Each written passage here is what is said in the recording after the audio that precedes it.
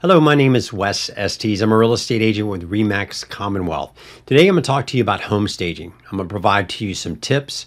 I'm going to go over some things that you'll want to consider when you are getting your home ready to be staged or when you're in the process of staging your home.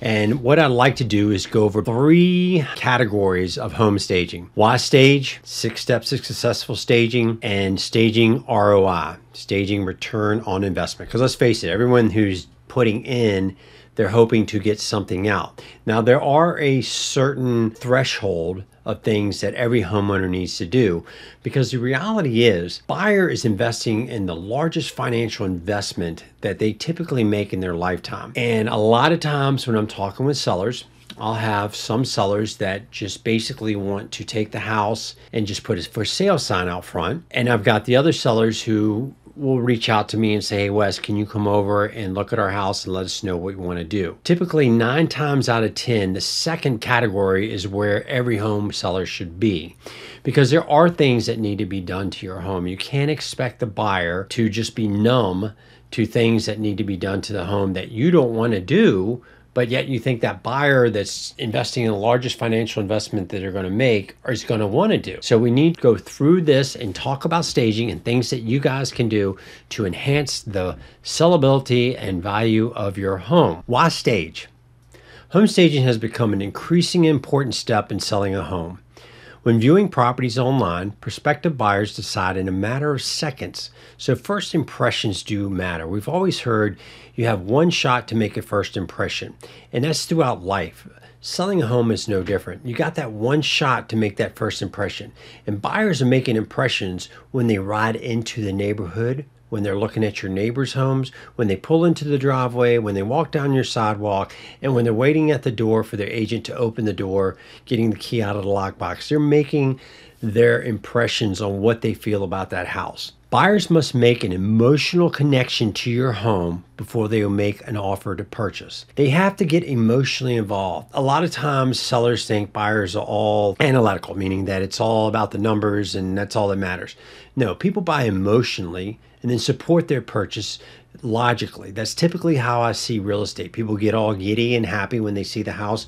That's the house of their dreams, the house they can see raising Johnny in, or the house they can see growing old together in.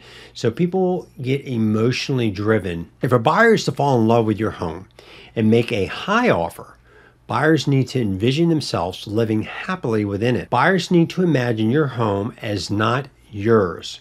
Home staging helps buyers see past the current home seller's belongings to imagine their own aspirations and lifestyles. 97% of all buyers start their research online. They go online once they get their kids to bed. They go online at breaks in between work. They go online at breaks for lunch. They're doing their search online. Then they reach out to the agent, their agent, or either to me about the house. So it's so important that your presentation, your online presentation, I say, causes them to want to reach out to their agent and schedule a showing for your home. The way you live might not be the best way your home shows online. I'm going to read that again. The way you live might not be the best way your home shows online. Let's face it, we all live a certain way and we have certain things set up in our home that makes the way that we live more convenient. Well, when you put your house out on the open market as a product to sell, there are things that's going to be a lot different than it would be if you don't have your home on the market for sale. We need to know the buyer who will be buying your home, then adjust your staging to appeal to this buyer. This is so important, especially if you've been in a home for any amount of time. Trends change. Buyers that are buying the home that you're in are usually move-up buyers that are younger, that are moving up, that want to start the same type of lifestyle. So we need to look at the profile buyer that's going to be buying your home. Is it the same profile of an age group that you are, or is it one that's going to be younger? Typically, it's the younger that's doing the move up buy. So we need to make sure that we stage the house to appeal to that group of buyers. Reduce and simplify. 2 words if you don't remember anything else in this presentation: reduce and simplify. You can use that with the exterior of your home, storage areas, interior of your home. You can reduce what's in there and make it very simple, and the rest will take care of itself. You do not want a buyer straining to see past the items needing to be fixed or changed. And we talk about this at the beginning.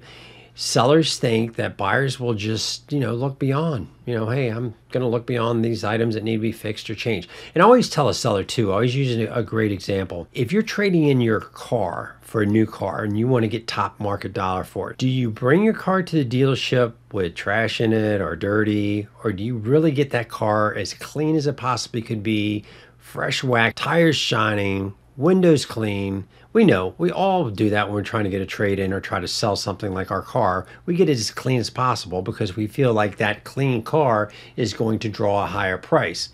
Think of how much more important a home is. We want to implement changes to the house to make it emotionally connect to the widest audience of buyers possible. And we just talked about the emotion in the buying process. So the more emotion that we can create for the larger audience, the greater it's going to be for our calls. The seller must emotionally disconnect from the house. The memories will stay with you, the seller. This is a tough one, especially if a seller's been in their house for a long period of time. It's not just a house, it's a home. It's where the seller raised their family. It's where they had first memories of things that happened. So I get that. And a lot of times it's hard for that seller when I tell them or explain to them, hey, we need to put away the pictures of Johnny when they're growing up. We need to remove this item from the house because it's not positioning your house to where it needs to be for staging purposes. The 6 steps to successfully staging. These 6 steps can be applied to any room, including your storage spaces and the garage, and they can also be applied to the exterior of the home, which will increase curb appeal. And they're in order. So repair is your first, updates are your second, depersonalize is third, declutter is fourth, deep clean is fifth, and then style, which would be your staging portion of it. Repairs. So important. If you got leaky faucets, if you got things that you know are broken that need to be repaired, now is your time to go ahead and spearhead those projects and get them done. Don't let the buyer see these projects that need to be done because it screams deferred maintenance. And even though it might not be that big of a deal to you, to that buyer who doesn't know you, to them, they might be thinking in their head, well, if they don't take care of something as small as this or as large as this, or they're not doing that, then what else are they not repairing or taking care of? Updates, another big thing. Updates are so important. If you've been in your home over 10 years, your home probably needs a complete update to be brought up to today's standards. If you hadn't been in a home that long, and we'll talk about this here shortly, but if you hadn't been in a home that long, probably wouldn't take as much updates that would need to be done. Updates include, how is your flooring? How is your paint? How is your bathrooms, your kitchen?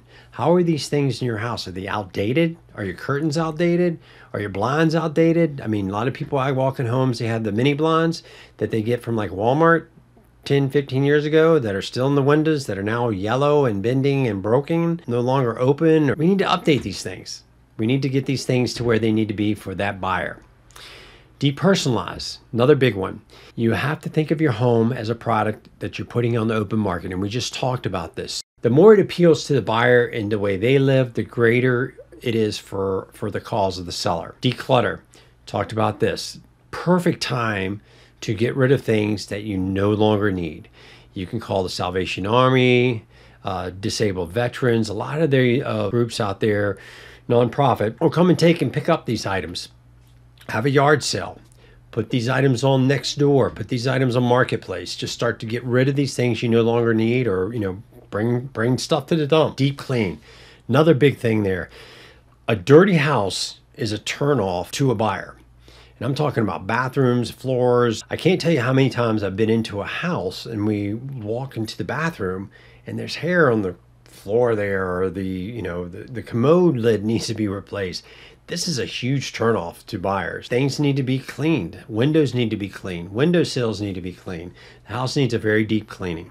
And then, of course, the style is the actual staging portion of it. If you have been in your home 10 years or longer, I recommend starting a full year before you plan on going on the market, if possible. There are 3 reasons for this.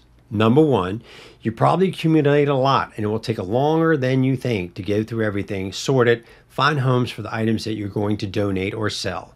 If you have raised children in the home, you probably have a lot of toys and clothes that they have long outgrown. Decluttering will take some time, and we just talked about this through those 6 stages. There are also probably a lot of repairs and painting needed that you're comfortable living with and probably don't even notice anymore, but would need to be fixed before you go on the market and will require some budget consideration. We just talked about that, flooring and painting and things that need to be fixed. The longer you have lived in a home, the more updates are necessary, since you probably made a lot of design decisions such as paint colors and window coverings that are now outdated and will be a turn off to buyers. If you've been in your home only a short time and you don't have a lot of things, a month or so might be enough. But for those who have been in their homes for many years, there'll be a lot more to do. It's all about planning. Often the list of tasks can feel overwhelming and almost infinite. If this is how you feel, please know this is true of pretty much every homeowner attempting to get their home ready for the market. I have met with hundreds of homeowners, and I don't think I've ever met with anyone who wasn't at least a little stressed about it. And for the most part, were a lot stressed about the whole process. And that's why I tell them to plan. We break it down in stage. The positive of staging is that it really helps you sell your home for top market dollar. The downside is that it can be a whole lot of work and create a lot of pressure on home sellers. Tips. 83% of agents recommend that pets be removed during showings. I get it. Pets are like family members. Totally understand that. But when it comes to real estate, pets are a no-no.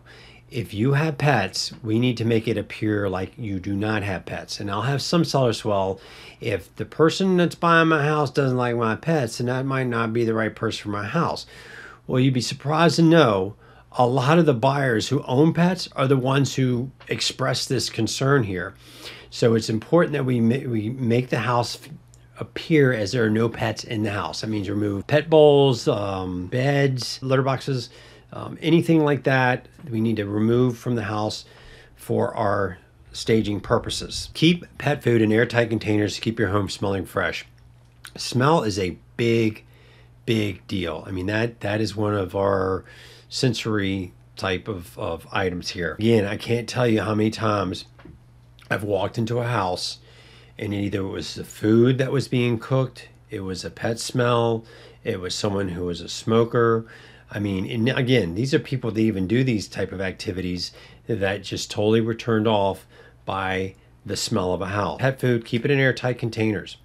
Once your house is staged, take photos of rooms, especially if you have rooms with throw pillows, kitchen counters, and table accessories, as a reminder of how you want to leave them when you're getting ready for a showing. This is really an important thing, and it's so simple. With phones today, just take pictures. That way, especially rooms that you've got pillows and stuff like that, you can quickly glance at it, get the room ready in a matter of minutes, and you're ready for the showing. Staging your home is not a reason to overprice it. It's true that staging will help your home appeal to buyers, but you still need to keep your home listing price competitive with others in your market. The longer your home sits on the market, the more likely it is that your final selling price will drop. Most well-priced, well-staged homes get multiple offers shortly after the listing. Tips. You have 90 seconds to make a good first impression, and we just talked about that at the beginning of this presentation. Landscape. Take a step back across the street. Look at your house. Be honest. How does your house look?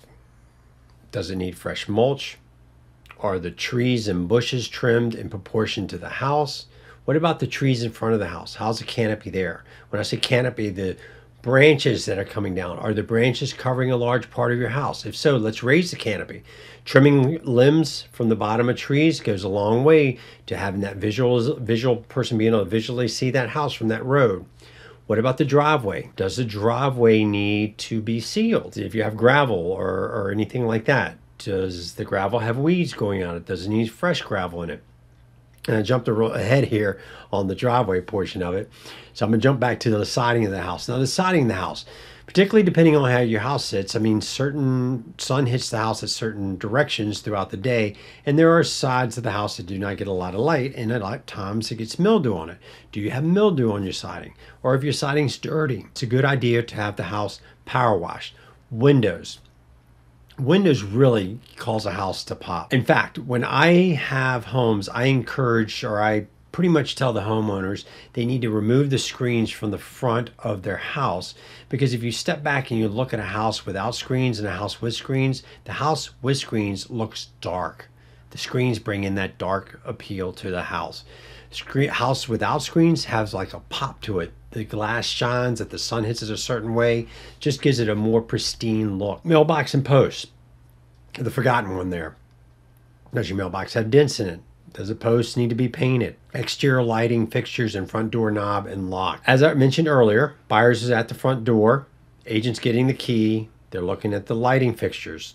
Is those gold brass looking lights now look dull and dirty? A lot of times people don't even think about that because the light comes on at night and goes off at night, and they don't really look at the aesthetics of their lighting, exterior lighting. Front door knob, another big one. Can't tell you how many times I go and putting that key in that knob and it looks like it's about 90 years old from just the wear and tear on the doorknob. Or worse, I have to shimmy the key in the knob to even get it open.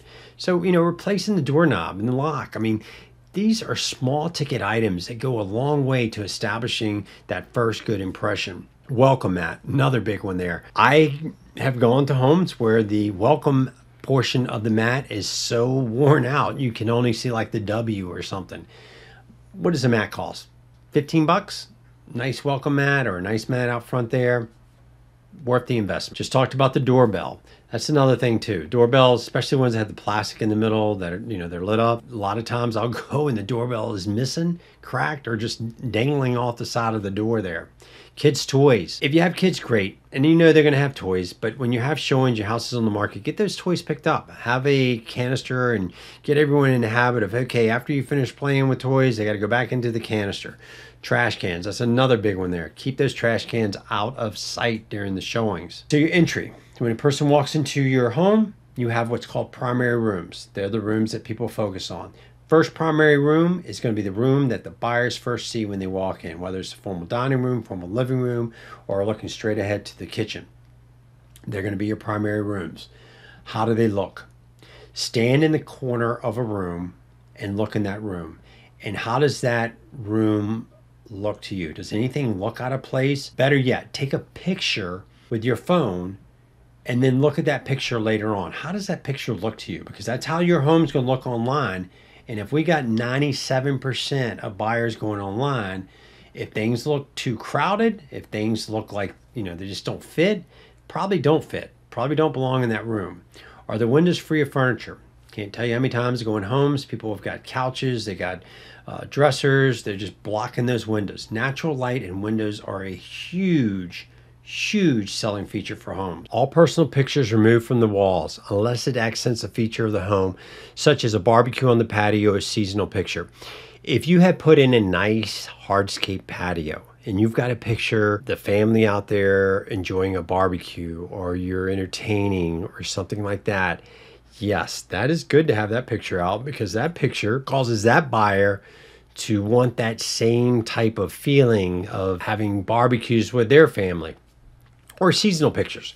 I do have some folks that have a lot of plants, azaleas, that really showcase their house spring, but yet we have their home on the market in the fall or the winter. Pictures like that, yeah, that's good to have those out because it gives a buyer the ability to looks like at different times of the year.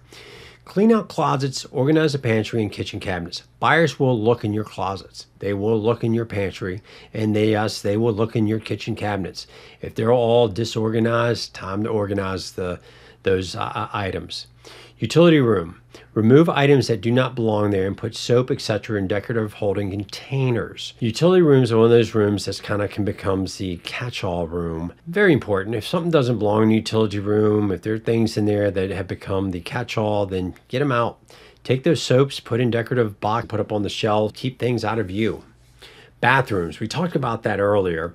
White new towels represent cleanliness. Make sure your bathrooms are caulked and no mildew or soap scum is present. Again, this is one of those things I am so surprised that a lot of homeowners who are showing their house will have dirty clothes on the floor and everything else that we talked about. So I'm not going to go down or jump on that soapbox again there. Just make sure your bathroom is clean. Is staging worth investing in? Here are some statistics from the Real Estate Staging Association, RESA, 2020 survey of 13,000 staged homes. The return on investment with an average investment in staging services of 1% of the list price approximately 75% of buyers saw a return on investment of 5 to 15% over the asking price. Think about that. They invested 1% to get 5 to 15%. That is a no-brainer. Sales over listing price, 85% of the staged homes sold for 5 to 23% over list price. Average days on market, staged homes sell faster, averaging 23 days on the market. We're all in this together. Hopefully this tips on staging, and I gave you the 30,000 foot view. I kind of dug in and or dived into some items that I thought were really a little bit more important, some items that I see when I'm showing homes. Just remember, the two words that I said, reduce and simplify. If you can go through your house, go through your storage areas, go through the exterior, reduce and simplify, everything's gonna be fine. We can talk further about staging. I'll be happy to answer any questions you might have. As always, it's a great day to buy and sell real estate. Thank you again. Look forward to getting your home sold for top market dollar. Thank you.